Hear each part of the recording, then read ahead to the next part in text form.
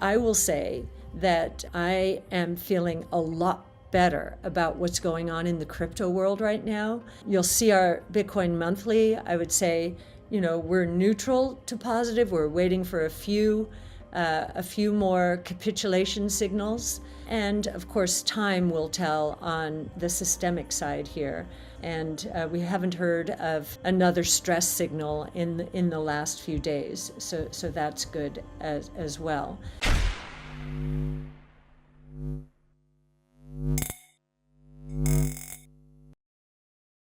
Hey guys, welcome back to Library of Wealth. Today we have ARK Invest CEO Cathie Wood discussing her outlook for the current bear market, as well as the impact that the stock and cryptocurrency markets are having on Bitcoin. Cathie will also talk about her financial outlook for the coming several months and whether or not she can see an end anytime soon.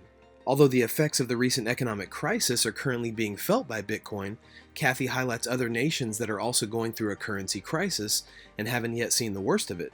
She thinks that the current economic downturn is just a preview of what is to come.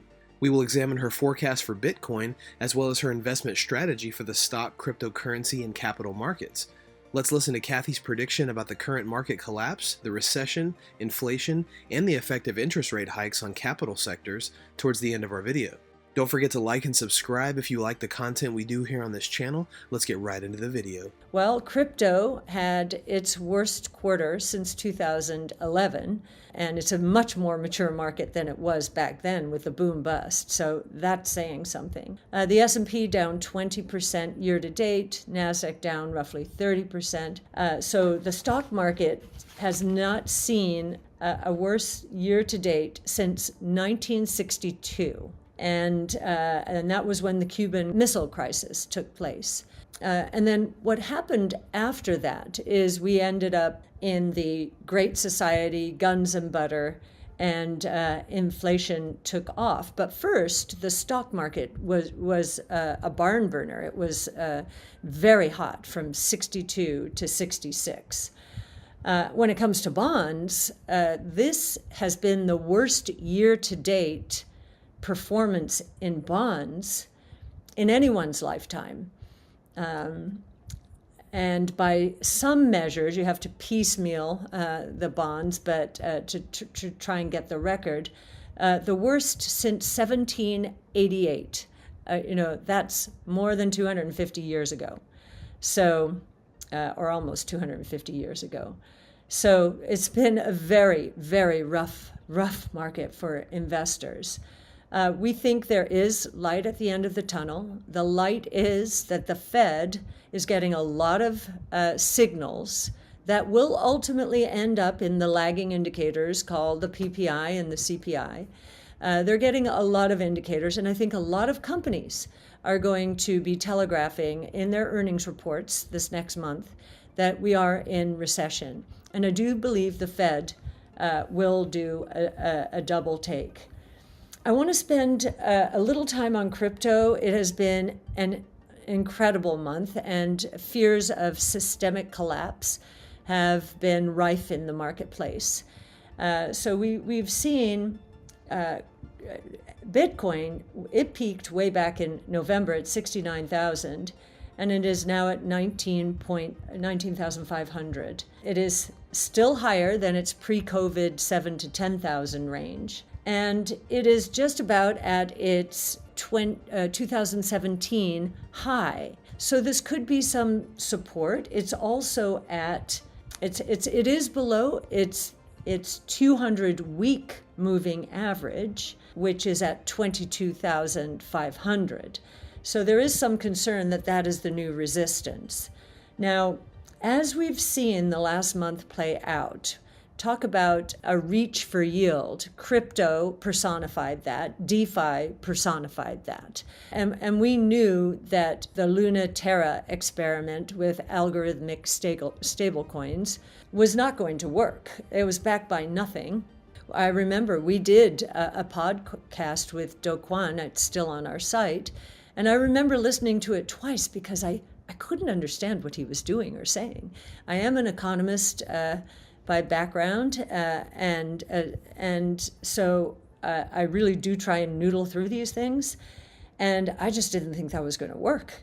and it failed in spectacular fashion in May.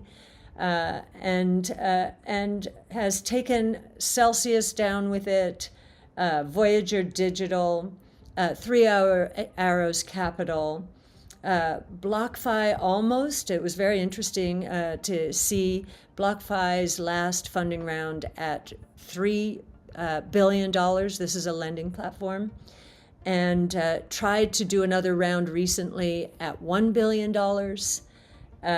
He couldn't get it done. And today it seems that FTX is going to buy it out, or it has the option to buy the equity for $240 million. A rumor this week had it at $25 million, so much better than that, but much worse, less than a tenth of its last round. And as you know, if you saw our last report, we have a lot of on-chain analytics which give us a sense of the capitulation in the marketplace, and also a sense of what is going bad out there. The transparency in the market, I think, is the reason we've seen a lot of failures very quickly. We have, compared to the opacity in the traditional financial markets, I think the shakeout in crypto has happened sooner and faster than it would have in the traditional financial markets. It's interesting that BlockFi is going to FTX. We know that 2 other platforms or companies, Lendn, which is LedN, which is a lending platform in Canada, highly regarded, also seemed to be interested, as did, I believe, Morgan Creek. Now, these are people who really know what's going on in DeFi. Cathie continues by stating that some nations do not wish to depend on politicians to determine monetary policy. Digital currency is used heavily in emerging economies, and Cathie predicts that decentralized finance will eventually replace the majority of the current financial services companies. And if they're willing to step in here, that has increased my confidence to some extent that the systemic risk is diminishing here. With time, we're seeing that each meltdown seems to be a smaller one, not the opposite. So that is giving us some confidence.